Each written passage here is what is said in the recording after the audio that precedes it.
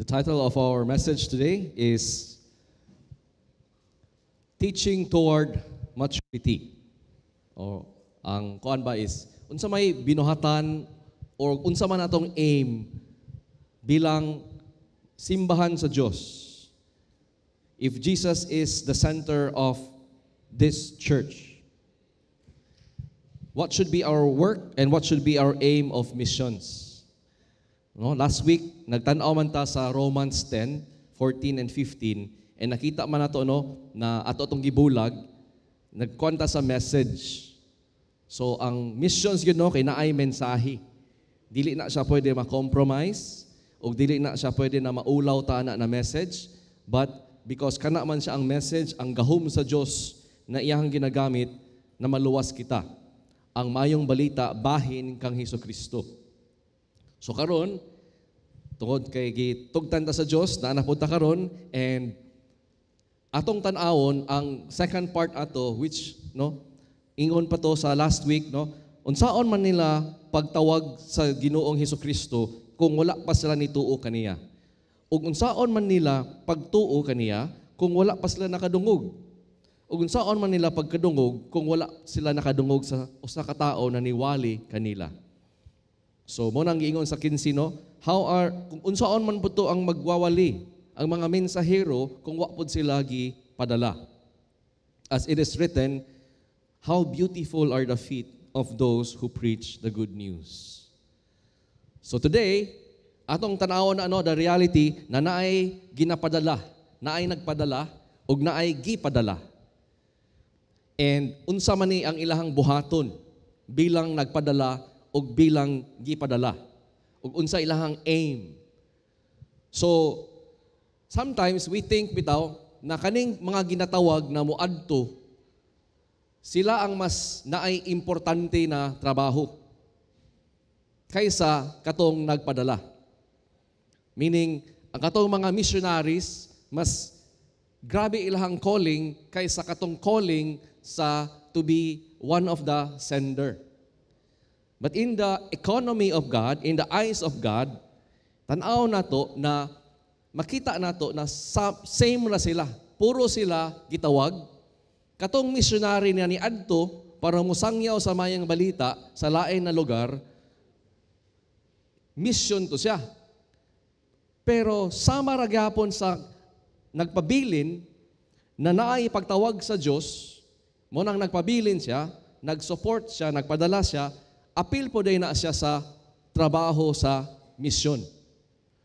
That's why ingon pa sa 3 John 1 and 6, 3 John, kay usara man ka-chapter verses 6 to 7, 6 to 8, and they have testified to your love for the church.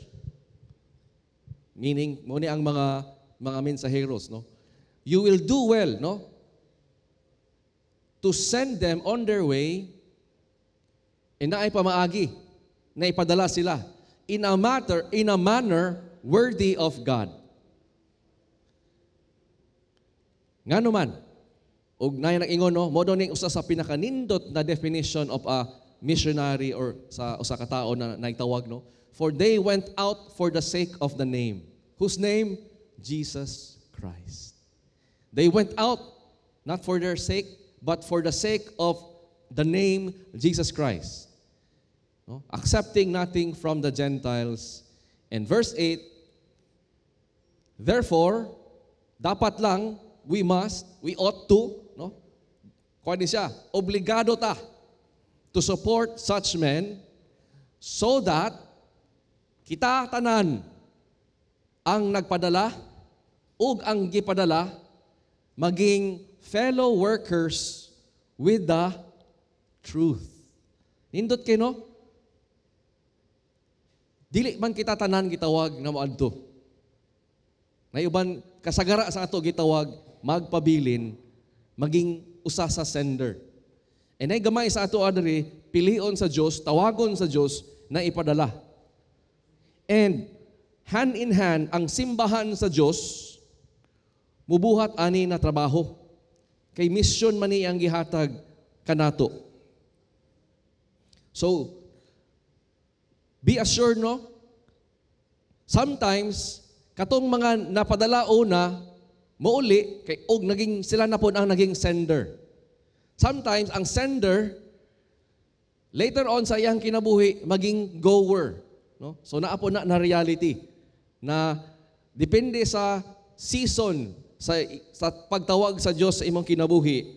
Sometimes, you could be a sender now, a goer later, or a goer now, and a sender later.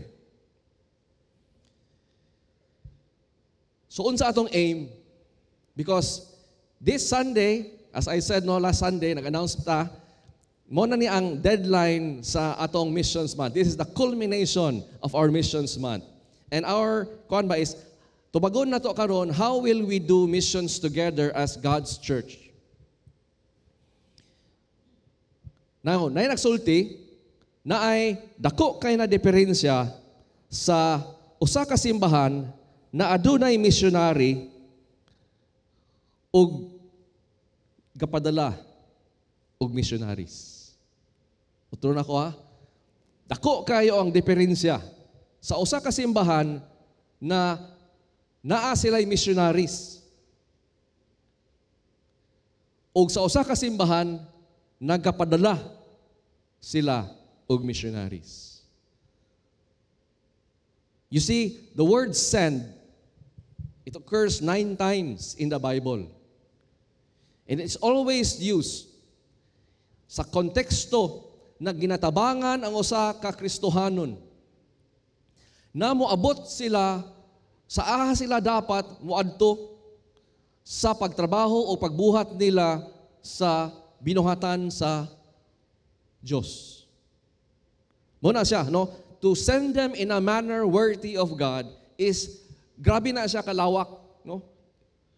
Na everything that a Christian would need, a Christian worker would need to get kung aha siya karon o aha siya kitawag sa Diyos. Sana siya, no? O appeal na, Lord, finances, of course. Dapat yun. That's why one of the great work nato karon sa sending o karong Domingo o the whole month of October is to challenge each and every one of us to sacrificially and generously give. Kaya appeal man gyud ang idea of sending, even financial. But as akong aim to show you today through the Word of God, it is wonderfully more than just writing a cheque. No, nagsulat lang kag cheque or gahulog lang ta og kwarta sa offering box. It's more than that. It's everything that a Christian would need to go where aha siya karon, kung aha siya kailangan buadto ug unsaon na niya pagbuhat. So muna atong tubagon. If maging sending church ta as we are commanded to be, unsaon nato ni pagpadala ang ato ang mga ginatawag na moadto? How will we send our goers? In what manner should we send our goers? So for that, nindot kayo, no? Because the Bible is relevant for all things. It is the lamp to our path, no? The light to our path, the lamp to our feet. No? Nindot kay siya na dili ta kay pasagdan sa Dios na magmartag buta na mag-ana-ana lang ta tagna lang ta unsa atong buhaton. But tungod sa iyang pulong na iyang gihatag kanato, no? We will be anchored and we can be sure na kung ingon pa si Pablo sa una, sunda ko sa pagsunod nako kang Kristo, no? Nindot kayo na model atong masundan ang atong kuan karon. So tan-aw na to karon the early days of Paul, and when he was a missionary, nagipadala siya, he was a goer, no? And then makita ni nato unsa iyang kasing-kasing and what he was all about doing his missions. And I pray we can pattern our approach to mission sama kang Pablo. So, si Barnabas og Pablo sa Acts chapter 10, gipadala sila sa simbahan sa Jerusalem. No, there was a council, nag-prayer sila, nangiti sila tungkol sa balaang espiritu karon, giingnan sila na ipadala si Barnabas og si Saul og some of his napaginay uban sa ila, no? So they were a team, missionary team na sila. Gipadala sila kay tungod ang balaang espiritu naghatag man sa pagtawag kanila. And so, niadto sila gipadala sila kinsa ilang sending church, the Church of Jerusalem, and they were the goers, Paul and his missionary team, and adto sila karon sa abot nila kang Salamis. So, take note, I will highlight in the Word of God mga lugar na ilang giadtuan, ha. And so, abot nila kang Salamis, mo na siya ang chief port sa Cyprus. And o sa ilang buhaton, nagsugod sila sa binuhatan sa usa ka missionary. Nag-ebanghelyo, ilang gihatag ang maayong balita. Si Jesucristo niabot na, di ba? Si Jesucristo ra gyud ang pamaagi na maluwas kita, that the righteous shall live by faith. And so, napan sila ana noon, mo nilang mensahe. After that, nainituo, naluwas, yanto na po din sila sa lain lugar, which is now Antioch. And nisulod sila sa Sabbath day, abot sila sa Sabbath day, sulod sila sa sinagoga. Ang synagogue, mga muna karon ang mga murag templo, kung aha gasimba together ang a place of worship where the Jews will gather. So dili sila Christ followers, they are Jews. And napa sila stuck pa sila sa Mosaic, the laws of Moses, stuck pa sila, no? Dili sila, in other words, luwas. So, wadto si Pablo sa mga synagogues, sa usa ka lugar, sangyawan niya ang mga Hudiyo. Unahon niya, nganuman, although apostles as the Gentiles, naman po siya kasing-kasing sa iyang mga fellow Jews na maluwas sila. So, iyang sangyawan, ang iyang mga kauban ng mga Hudiyo, una, before siya moadto sa mga Gentiles, anak na lugar. And, no, sa katong mga nakadungog, specifically, ani na time, ang mga Gentiles, nalipay kay sila. Nagpasalamat sila sa Diyos sa mensahe. Unsa na mensahe? Ang maayong balita, bahin kang Jesucristo. And all, nindot kino, na gipinili for eternal life became believers. How do you know pinili siya for eternal life? Mo-responde siya sa pagsangyaw sa maayong balita sa iyaha. So that means, atong trabaho sa na kayo. Dili na ta maingon, pinili ba na? Dili. No, atong trabaho lang is musangyaw lang ta bisan kinsa, no? Wa di ta mo nag-ampo sa usa ka tawo na luwason sa Dios. Kay mo man ni ang trabaho na muluwas, ang trabaho ang Ginoo man na. Dili man kita. Atong trabaho is musangyaw sa good news of Jesus Christ. And all who are chosen for eternal life, guarantee maging believers. So, pinaagi na, no, the Lord's message was spread throughout the region. The preaching of the gospel, the sharing of the gospel. Dili lang si Pablo, binuhatan ni sa daghan. And so, that same thing happened. Take note, naana sila, gikan sila sa Antioch, karon abot na sila sa Iconium, and Paul and Barnabas once more goes to the Jewish synagogue. Wali na po sila sa maayong balita. And again, the power of God at work to save unbelievers, sinners, law keepers, religious people, no? Jews or Gentile man, walay pili ang Diyos. They became believers. Then, alam mo po sila niadto. Adto na po din sila sa Lystra. Again, makita na po nila ang trabaho, mo ni ang initial stage, no? Waabot sila sa usa ka lugar, wa pay Kristohanon, halos. Sangyawan nila maayong balita. That's one of the great work of mission, you know. And there will be people who God will save because of the message that will arrive through the messenger. How beautiful indeed is the feet of those who bring the good news. Now, ang pangutana is, narinig ta sa usa ka crossroad, kumbaga. Niabot sila sa usa ka decision time. Because after sila nagsangyaw sa mayong pulong, sa mayong balita kang Jesucristo sa kaning mga lugar, na nakaroon sila sa Derbe. No, dili ni sa Derbe sa manok, kundi Derbe ni na lugar dito sa ilang tanhon. No? Og naghimo na sila og disipulo. So, if the aim and the work of mission is all about sharing the gospel and making many disciples. Unsa gani ang mga disciples? Ang disciples are believers. If believer ka, disciple ka. If disciple ka, then ikaw tong usa na nakadawat sa bayong balita og niresponde ka in faith, and you have been declared righteous, and you are now a disciple of Jesus Christ. Mo lang ba na ang atong after? Sharing the good news of Jesus Christ, and therefore, nananentay believers, nananentay disciples. If that was the case, then sa kanina crossroad,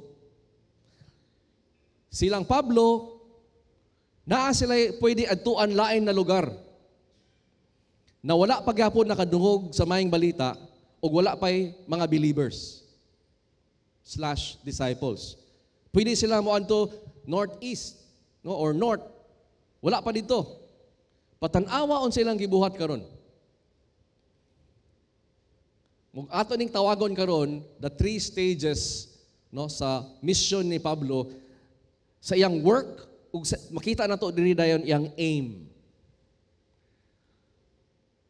Imbis mo padayon pa sila, nibalik sila.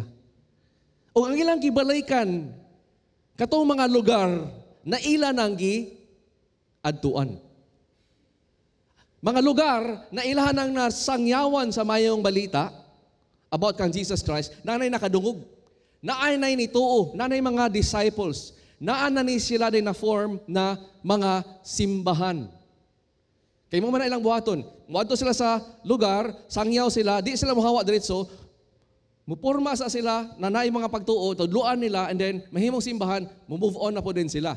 Pero nakita nimo, di lang man na maoy lang aim, na maghimo sila, magsangyaw sila sa mga balita, naanay mga disciples, then naay natukod na church, moingon din sila, humana atong trabaho, let's go. But you really see that their work of missions, di ni putol. Apil ni sa work of missions. Balikan nila.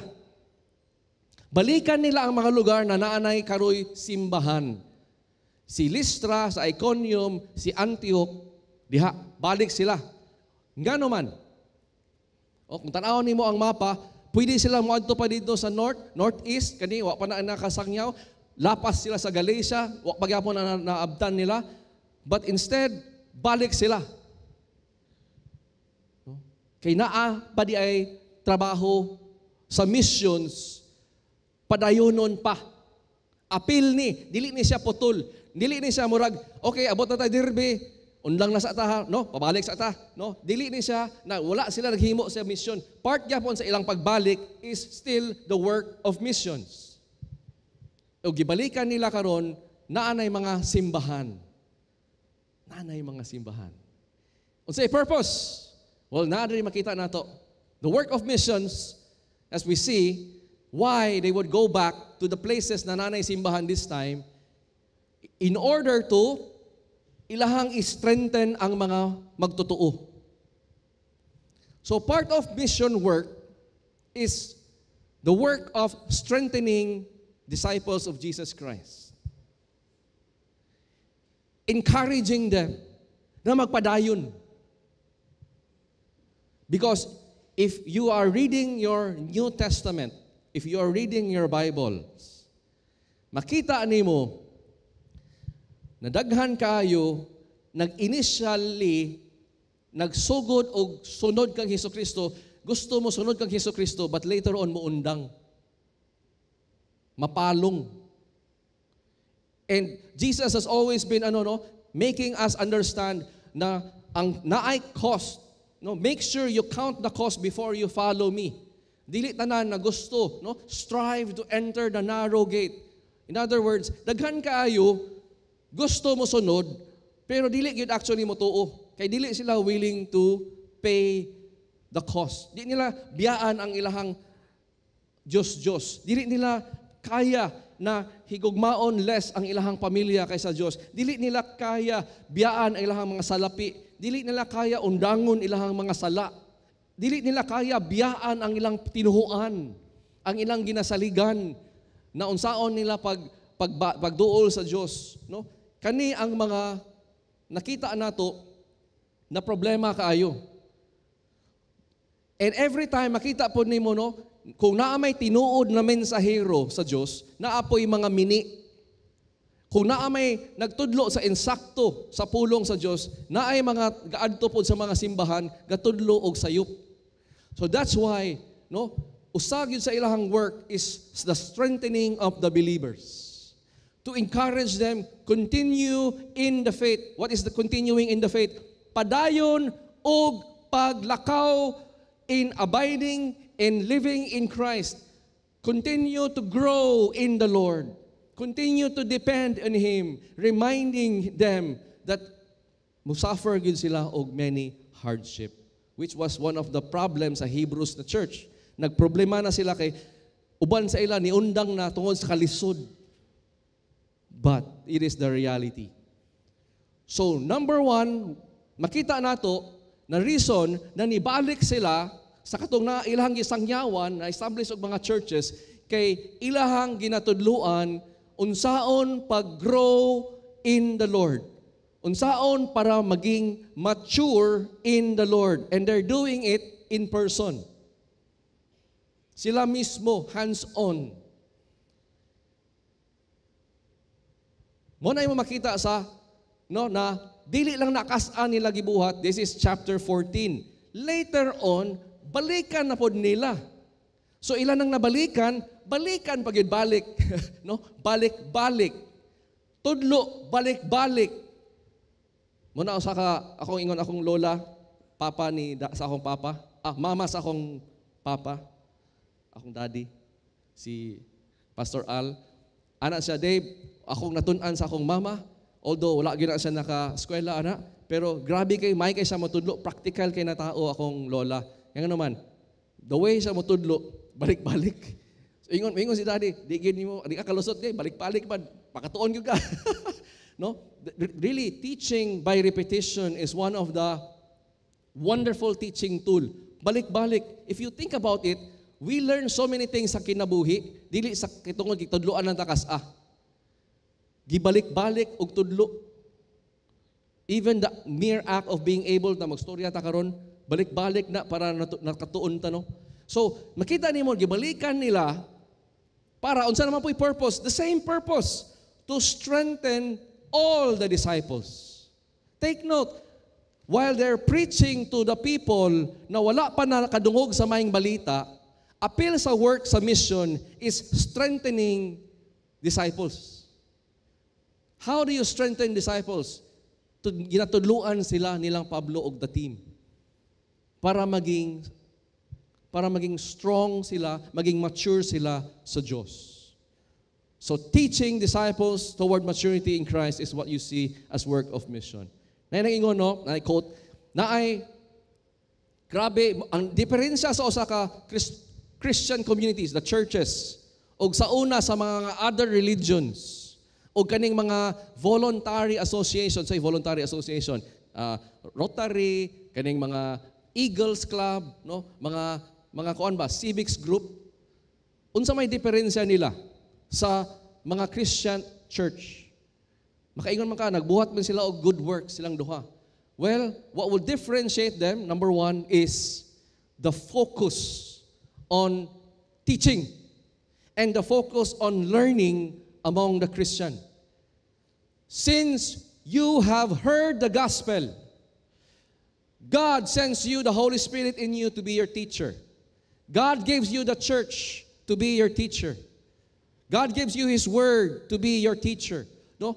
We are a community that's always being taught, always learning. Key kay na siya sa atong life to grow. That's why, again, quoting the early Christian church were not only considered worshiping community, they are, we worship God, no? But characterized po sa tua, we are a learning community. A learning community.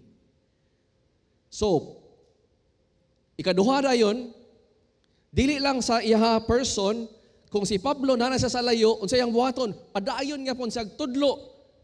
Padalaan niya og mga epistles, letters, tudluan gihapon niya, padayon ang iyahang pagtudlo kanila in person o karon through letters. So, ang letter of Galatians, sila ni appeal ni sila because this is the territory of Galatia, ang ihang first trip. Gipadalaan niya, if tanawon nimo bitaw, i-summarize na to ang Galatia. Unsa isulod ana, giwarningan niya, ginatudluan niya na naaray usa ka gospel ha, ay mog biya. Nay uban sa inyo nakadungog ko nanibiya, unsa man mo? Oh, kasab-an pa niya. No, so parts sa pag-teach kabalo gyud na kasaba, na correction, na warning, no, na itudlo. And then ingon din siya, the second is no, the importance of not compromising the gospel. Ayaw gyud ha, usara gyud ang gospel, si Jesus Christ. Kung ayaw mong paminaw sa kanang nagatudlo sa inyo og something else, no? Maski moingon pa sila na gospel na. So, ingon din siya sa verse 2 to 4, chapter 2 to 4, how people are justified by faith in Christ. Because that was part of the correction. Ilang kailangan para matubo sila. Kamo, kita, naluwas man ta through faith in Jesus Christ. Ngano maghuna-hunaan man mo, mubalik mo sa works of the law. So how is that related? Again, yang giwarningan, part sa yang warning is the church is in danger of false gospel, false messenger, and then na din na party na sa chapter 5 and 6, no? Praktikalan na yon. The freedom of Christ, yang gihatag sa tuwa, Christ has set you free. He has saved you. He has cut off the ties, no? The curses. Wala na. So live in a way that you are free. So, unsa man na siya, love one another, walk by the Spirit together, do it in community. And nakita din nimo, amidst all of that, take note of chapter 4:19. Ingon sa chapter 4:19, my dear children, for whom I am again in the pains of childbirth. Si Pablo, na lalaki, wasukad na mabdos, kaya di pa sa mabdos, wasukad ng anak, pero iyang gi-relate, ang iyang ginabati, sama sa kainahan na mga nakay. Na naay grabe na pain, pero naay grabe na ginahulat nato, no? Unsa may atong gilat, pagawas sa inahan, mugawas ang iyang anak. Grabe ang joy. Para kang Pablo, sa iyang pagwali, since sukad sa iyang pagwali sa mga balita, since ginatudluan siya, naa siya'y gusto kayo. Hago nino, hago na hago. Pero nga gusto kay niya, gusto makita. Until Christ is formed in you. What does that mean? He says it again in Romans 8:9. For those whom God foreknew, He also predestined. If kinsa tong giingon sa Diyos na maluwas through the message of His Son, Jesus Christ, through Jesus Christ, ang iyang buhaton sa Diyos, sa iyang mga ginaluwas, is himuon niya sama sa iyang anak. Christ-likeness. In other words, my dear friends, someone who is maturing in the Lord is someone who is becoming more and more like Christ.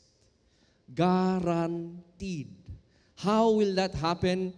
Through God's giving appointed work na naa through the teaching of His Word. Mahimo ni siya.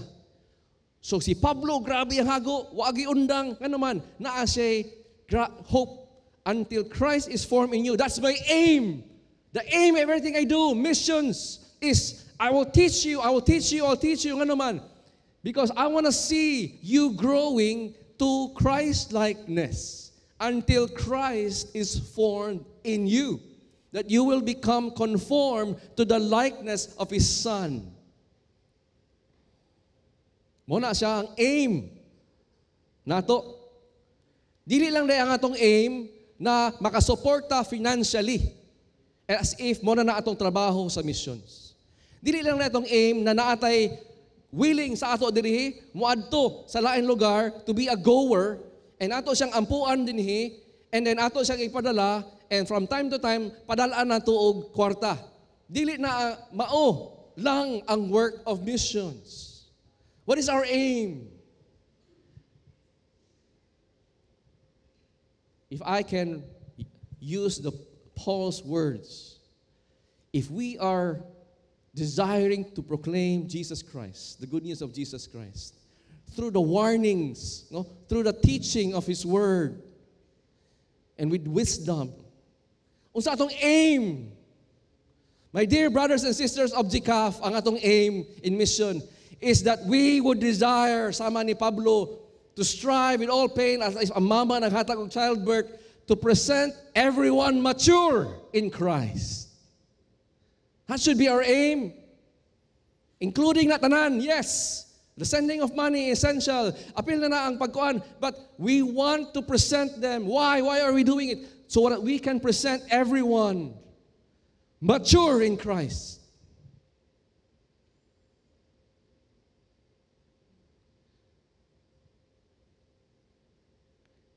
Dili enough na nahuman na itong trabaho na nakay natakita na simbahan. Okay na, manata, nanay simbahan. But you really see, no? Si Pablo moingon, my work's not done. I will still keep on teaching. I will keep on teaching. He wants to see this wonderful fruit in the life of a person that gigaranti sa Diyos na iyang buhaton, pinaagi sa iyang pulong. They will become conformed to the image of His Son.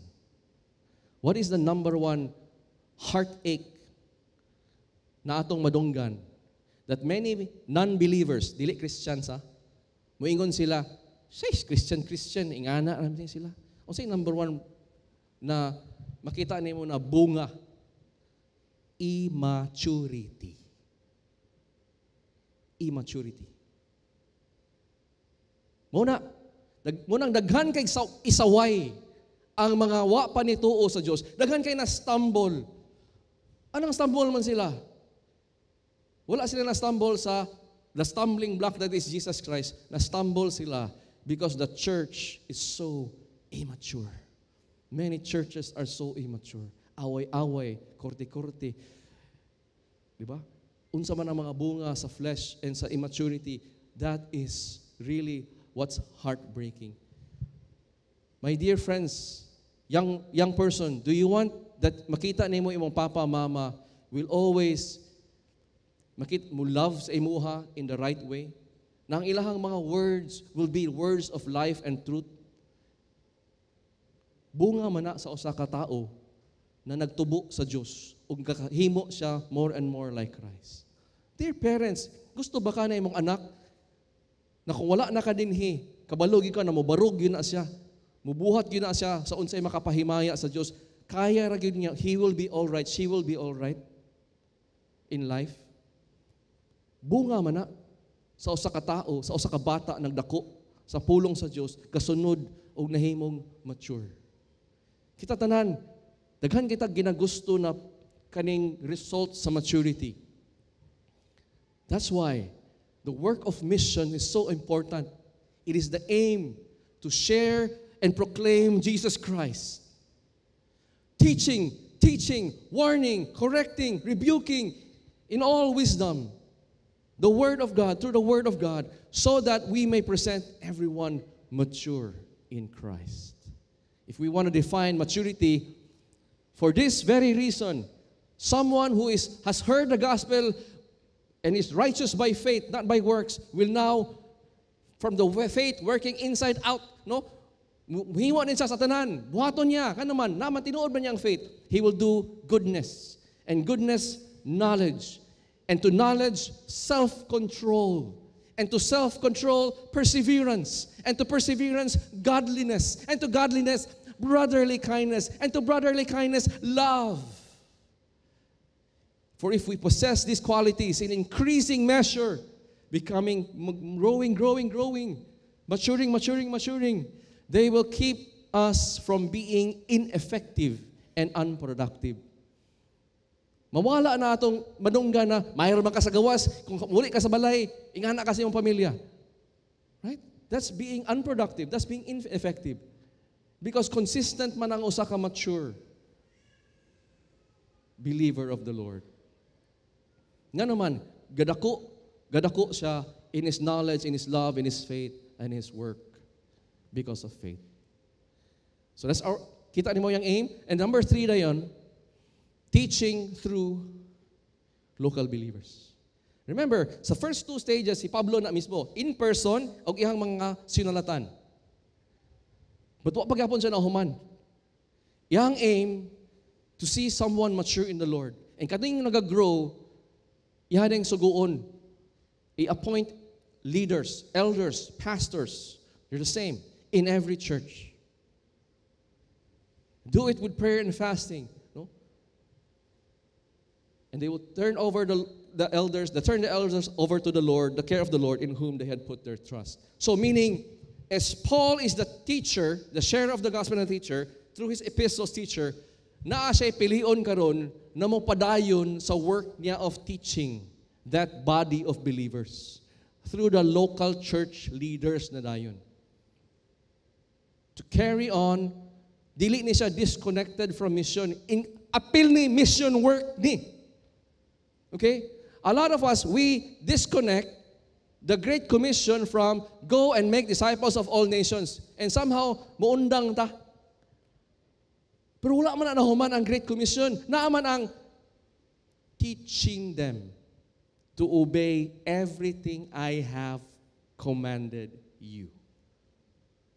That's still the work of missions, my dear brothers and sisters. That's why kaniya ang atong ginabuhat, dili ni siya disconnected from your mission. Because a church that will grow in Christ-likeness, usani sa iyahang buhaton gayud. Nanay elders, anong saman silang buhaton? Muna ang makita nimo sa Ephesians 4. One of the verses that God showed me really, no, na muna ang nakaabot ko sa conviction to make the gift of teaching come alive in GCAF. Because these are the gifts that Jesus Christ has given to His church. And mga offices sila.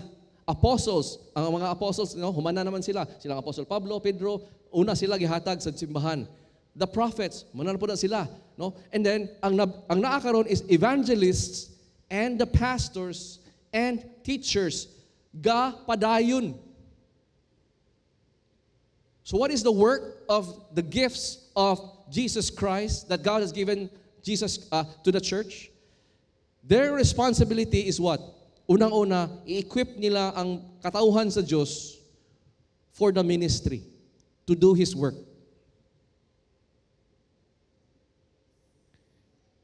Ikaduha, ilahang trabaho as to teach the Word of God. Because that's what they have in common, no? Si apostle, si prophet, si evangelist, si pastor, si teacher. We have all these 5 offices have one thing in common. Tudlo, unsay lay tudlo ang pulong sa Dios. Sangyaw, unsay lay sangyaw ang mayong balita ni Hesukristo. Kinsay lang sangyawan, ang wa pa nakadungog ug ang mga katauhan sa Dios, ang mga disciples, para ma-equip sila sa unsay buhaton. Meaning, brother and sister are here. If God has called you to be a father, the gift that God has given is through the teaching of His Word, you will be equipped on how you could be the loving father that you should be. That's why give me anytime a man after God's own heart, bahala wa pa na ni apil og mga marriage seminar. That man will be the best father. Why? Because love man siya ni God. Give me anytime a woman that would love God with all her heart, her soul, and mind, and she will be the best wife. Nga naman. Because ginatudluan man siya sa Diyos, nagkaon man siya, gatubo man siya, na-equip man siya to do God's work. If there will be one of us that God will say, I will call you to be a missionary. I pray, my dear friends, that here in GCAF, we will be the kind of sending church that equips the people of God with the Word of God. Na ma-equip ka with the Word of God para armado na ka, natudluan na ka sa pulong sa Diyos para mabuhat nimo unsa whatever unsay gitawag sa Diyos kanimo. Maging businessman ka ba, maging missionary man ka, maging doktor man ka, maging usaman ka mother that will stay at home and focus on raising their children at home. or maging teacher, maka whatever unsa ang gitawag sa Dios kanimo, mo ni ang the kind of church we want to be. We want to be a sending, equipping church. Because this is how God has given the gift na ma-equip ang iyahang katauhan to do unsa ang iyahang calling for them to do. And ma-build up sila. Notice, naagyapon diha, the teaching aims to build up the body of Christ. Towards what? Towards maturity. Bupadayon ni until we see what Paul has said and labored to see everyone, to present everyone mature in Christ. So my dear friends, as we end this missions month, wala na human ang atong work. It will go on until we see everyone mature in Christ. Atong end goal here is to strengthen ang atong GCAF. Build up GCAF. Encourage GCAF. Teach GCAF with the deep truth of God. Kay mo man ang makasustain ka nato, mo man kani ang maka-equip ka nato to reach the unreached people group, na makita nato to see them worship the Lord, and once again to present them mature in the Lord. So how will we do this? My dear friends, sa among pagstorya sa leadership, na ako gi-present sa atong leadership, na mohangyo ko sa inyo og 8 years. Kasi pasabot sa 8 years. 8 years ang atong season to make this focus of teaching GCAF here sa local. So meaning, as traditionally, atong ginasupport man gud sa GCAF, ang atong way of supporting missions is maghatag-tag kwarta. We have been very generous, and I praise and thank God for each and every one of you that have been faithful and generous. God knows you. God will repay your generosity. But here's where I would want us to obey the Lord, that we will become not just a church that will send money. Mora na atong contribution. I want us to be a biblical church, making use of what God has given us, the gift of teaching. So what will happen? Akong challenge, because limited man ang atong resources, no? Part mangyapon ni siya sa missions work. Atong i-rechannel sa at the moment na instead ang atong support mugawas, maghimo ta og a learning teaching facility so that we can further maximize and the gift of teaching that God has given to this church. Kamo ka right now, nagsugod naman ang atong discipleship building course. Dagan sa inyo paka-apil, dagan sa inyo kadungog ani, although gina-announce na nato ni small scale. And some of you that have been joining. But sa among na-learn nilang Jay, usara na ka classroom, kulang pa kaayo, daghan pa kita kailangan tudloon. No? And so, we would need a facility as part of our missions work in teaching the Word of God, to teach them to become mature and equipped for the ministry, is that for 8 years, the season of GCAF in building, though naagyapon tayo i-support, primarily ang atong resources sa atong i-make na mahimo nato ni atong teaching facility. No? So, we continue to encourage you to give for missions. And know that as we use this mission, mo niya ang atong end goal. Our aim and work in missions is not just, is all of that. But karon sa atong season, we need to build a facility na makita nato ni that we will be able to teach and have facilities where teaching can happen. Kani is one. The teaching and the preaching of the word you are hearing and you're benefiting from it. How much more if na padayon ana, no? So katong mga classrooms natong ihimo will be contributory and part of missions. So my dear friends, my brothers and sisters, as the Lord has given you much, consider that this work is worthwhile. This is a worthwhile investment for the kingdom of God, a sacrifice worth that will please Him as well. So, may all of us follow Paul and his heart and work of missions as well. May we here in GCAF be a kind of sending church that will teach the Word of God, proclaim Him to people who have not yet heard Him, and to help each and every one here grow to Christ likeness. Let us pray. Dear Lord, thank you so much, Lord, that your work, your redemption work through Jesus Christ, the cross of Jesus Christ, Lord, was finished 2,000 years ago. And your church today, the ones that you have ransomed, their work, O Lord, is simply to proclaim your goodness, proclaim your grace in the person of Jesus Christ. I pray, Lord, that as you are the center of your church here in GCAF, we will also obey you and do the missions through the teaching of your word to your people and to the proclamation of your gospel to people who are in desperate need of your saving grace. Help us, Lord, to commit today through our lives, our finances, and even through the willingness to be taught, to learn, because we are a learning community. In Jesus' mighty name, amen and amen.